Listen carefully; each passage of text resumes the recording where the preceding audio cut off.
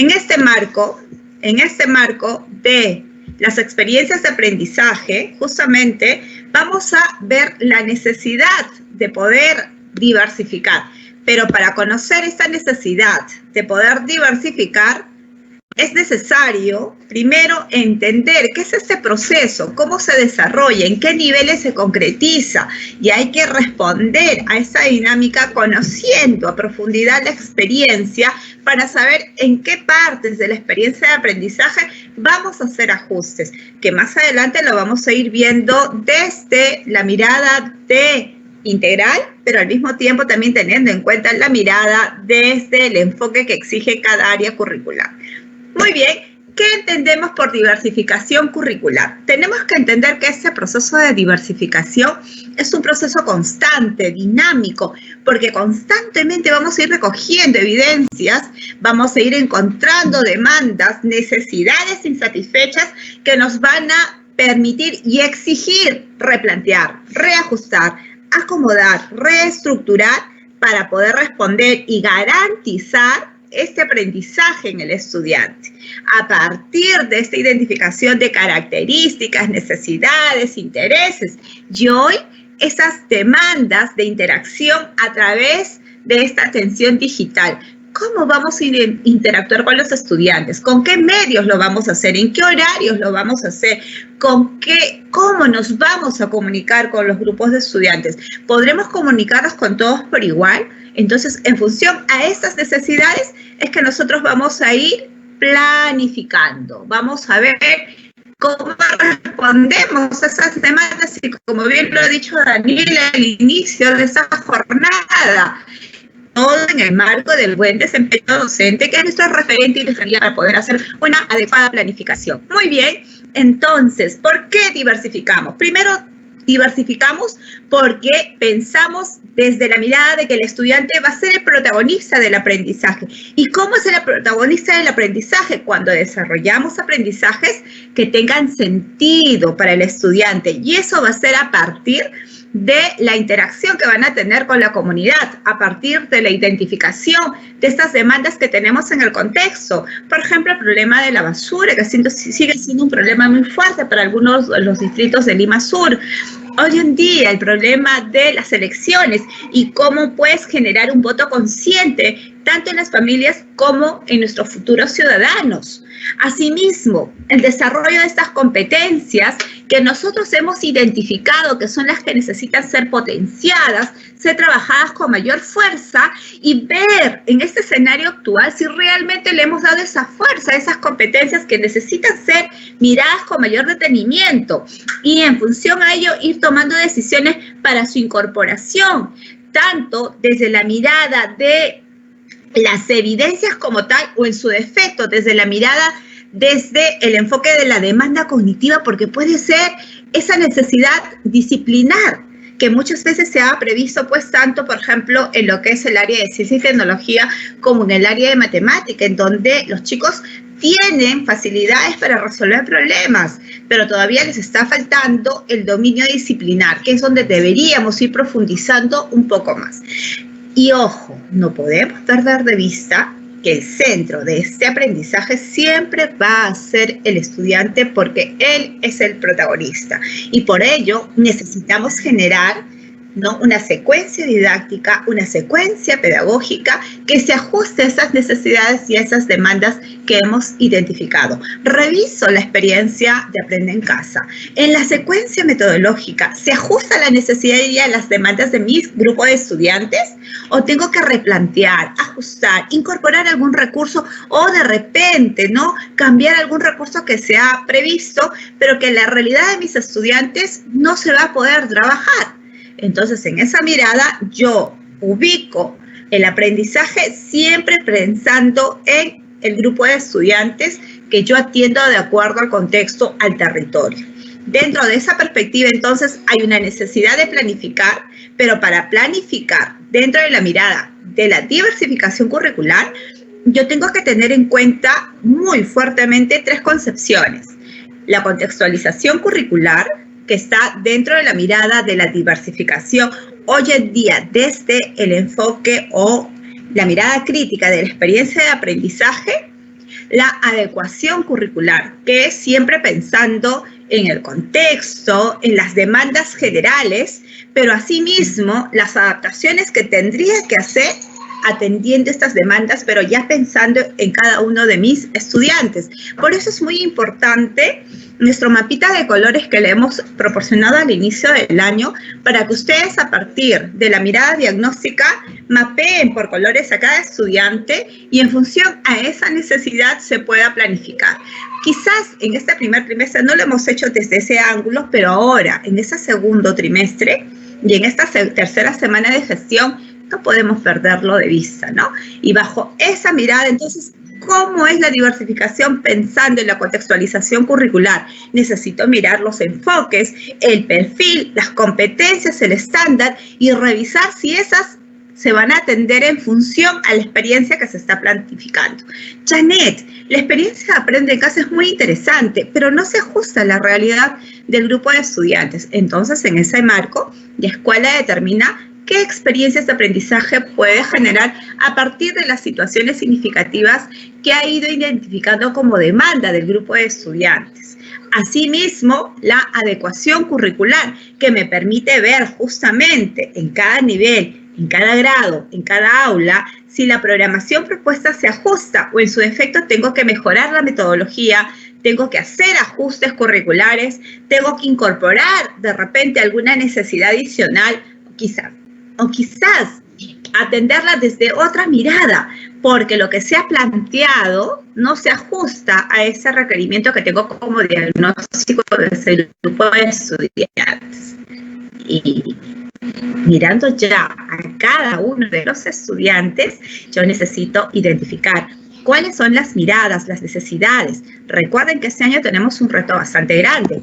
¿Cuál es ese reto que tenemos para este año? Tenemos dos grupos de estudiantes en el aula. Los estudiantes que fueron promovidos y que necesitan ser atendidos porque hay una demanda muy fuerte en ellos, y los estudiantes que necesitan continuar porque ya lograron estar en el nivel de la competencia de acuerdo al grado en el que se encuentran. Entonces tengo esa mirada y ahora sí necesito diversificar, pero con mucha agudeza, para atender a esos dos grupos de estudiantes. Entonces, yo necesito hacerme algunas preguntas. Primero, mirando el contexto. ¿Cuáles son las características sociales de este territorio, del contexto de la institución? ¿Cuáles son las prácticas que vamos a desarrollar a partir del diagnóstico que hemos levantado? A partir de identificar cuáles son los medios tecnológicos con los que vamos a trabajar. Desde el año pasado que empezamos ese proceso de educación remota, salió el marco normativo para enfatizarnos que hay un grupo fuerte de estudiantes que quizás tenga de repente laptop con internet o computadora con internet en casa, que no es lo mismo con celular con internet, que les va a permitir de repente poder interactuar de forma fluida con nosotros, pero que no va a estar al nivel para poder hacer las descargas de la plataforma del Aprende en Casa.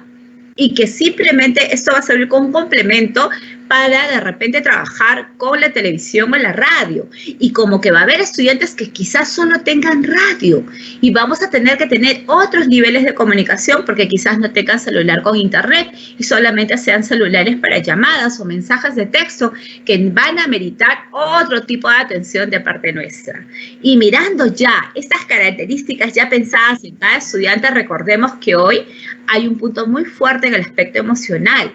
¿Cuál es? Que no todas las familias van a poder ser atendidas de la misma manera, porque van a haber familias con mayores demandas emocionales, producto justamente de la situación en la que estamos viviendo. Por ello, es muy importante tener mapeado a partir de ese diagnóstico que hemos levantado y que volvemos a enfatizar.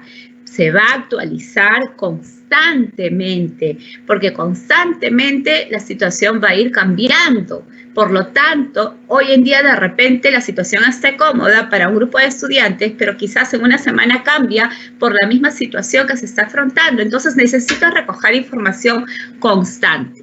¿Y cuáles serán los retos a partir de esta recojo de información cíclica, constante? Primero, que tengo que tener una mirada individual por cada estudiante, teniendo en cuenta el territorio en el que se encuentra. Necesito, además de ello, poder sistematizar esas demandas que voy identificando. ¿Para qué? para poder centrar el aprendizaje en el estudiante de acuerdo a esa demanda que he identificado y a partir de ello atenderlo en una situación real, en función a esa demanda, pudiendo incorporar estrategias, metodología, recursos que permitan pues esta atención a esa diversidad que se está presentando.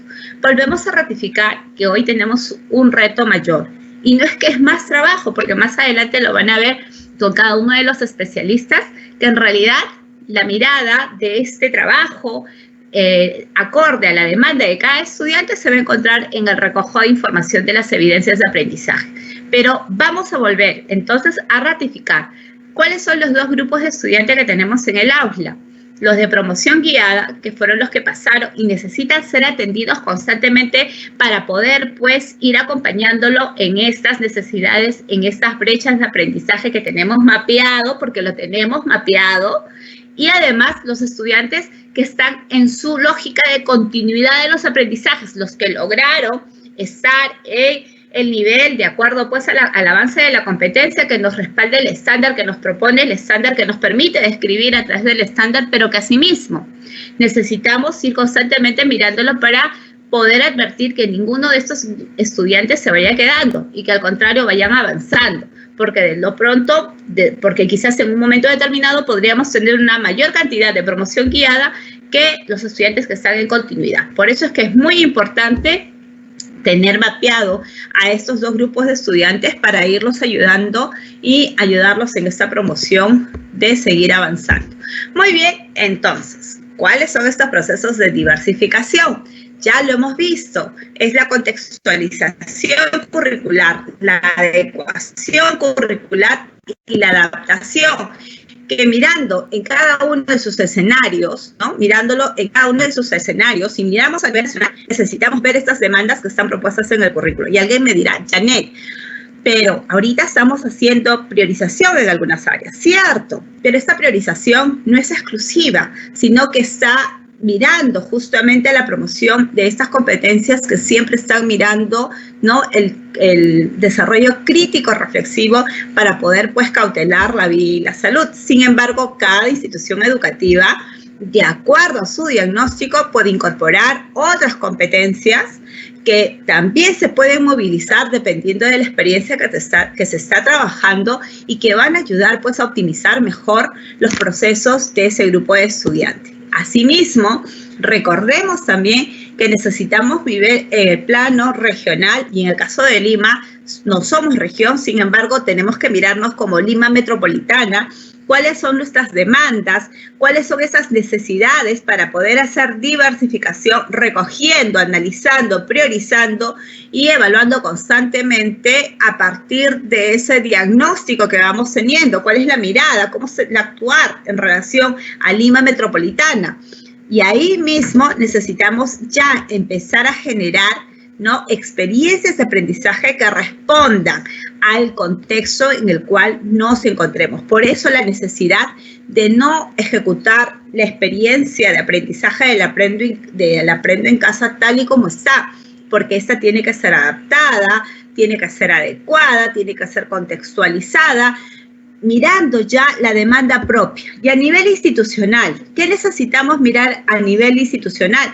No necesariamente ya tenemos que mirar el contexto nacional, sino hay que mirar cómo están los estudiantes de mi institución educativa, cuáles son sus necesidades, cuáles son sus demandas, ¿para qué? Para ir viendo cómo voy a atender esas demandas. ¿En qué horarios me conviene atenderlos? ¿Serán los mismos? ¿Podré yo hacer que siga la misma secuencia de otra escuela que está trabajando de repente de 8 a tal hora? De repente ya están viendo la televisión y la maestra se conecta inmediatamente de 11 a 1. Los chicos de mi escuela podrán también hacer eso en ese mismo horario que la otra institución educativa. No, y es allí entonces donde no una norma, una regla o una situación específica de una escuela no puede ajustarse y no puede ser tomada como referente para ser trabajada en otra escuela, así se encuentre en el mismo distrito, así se encuentre muy cercana a la otra institución. Y eso lo tenemos que tener muy claro, por eso cuando el equipo directivo se reúne con sus colegas, tiene que partir de la necesidad del grupo de estudiantes que atiende la institución educativa para poder llegar justamente a esta mirada de diversificar a partir de lo que el grupo de estudiantes del aula necesita. Y allí ya estaremos hablando de hacer las adaptaciones. Ya no solamente miraremos estrategias, metodología, sino ahí miraremos medios, materiales, el equipo SANE que se suma a trabajar si hay una necesidad mayor de demanda que amerita pues ser atendida desde la lógica de una necesidad educativa especial, o si yo como equipo, ¿no?, de ese grupo de estudiantes que tengo en ese primero A, necesito hacer algún plan individual que responda a un grupo de estudiantes o a cada estudiante sin necesidad de dejar o no atender al otro grupo que también necesita ser mirado. Entonces, en ese marco tenemos los niveles de diversificación y volvemos a ratificar. Es el punto de partida, nuestro diagnóstico para poder hacer una planificación acorde y ajustada a las necesidades, demandas y expectativas de los estudiantes. Nos quedamos con las siguientes ideas fuerza para poder cerrar este pequeño diálogo que hemos abierto en referencia a la diversificación. Primero, necesitamos mirar la situación significativa que se ha planteado y determinar si ésta se ajusta a las necesidades, contextos e intereses de los estudiantes. Y ustedes ahí reflexionarán y dirán que la gran mayoría, desde la mirada del Aprendo en Casa, no necesariamente se ajusta a la problemática del grupo de estudiantes de la institución educativa. Allí hay una primera toma de decisión que tenemos que hacer. Segundo, hay que tener en cuenta justamente este diagnóstico identificado, este mapa de colores que hemos planteado al inicio de este año, para poder, a partir de ello, verificar, contrastar si esas competencias que son demandas a ser fortalecidas se están trabajando en la experiencia de Aprende en Casa. Si no se estuviera trabajando, hay necesidad de incorporarlas. Y al incorporar, voy a tener que hacer algunos cambios, algunas variaciones en la experiencia. Por lo tanto, necesito hacer ajustes que se adecúen pues a estas demandas identificadas. Y tercera idea, fuerza. Necesito hacer una planificación, realizando adaptaciones, pero mirando ya el nivel de la necesidad de cada estudiante y no necesariamente mirando estas demandas desde la lógica de las necesidades educativas especiales, sino desde la lógica de que cada estudiante hoy es una realidad muy diferente y que amerita ser atendida con pertinencia y equidad en función a esta necesidad de atención individual que hoy se ha hecho muy fuerte en referencia al trabajo que tenemos de atención remota. Muchísimas gracias, maestros, y en el segundo bloque ya vamos a ir aterrizando todas estas ideas fuerza que hemos planteado y que hemos compartido en esta primera etapa. Linder.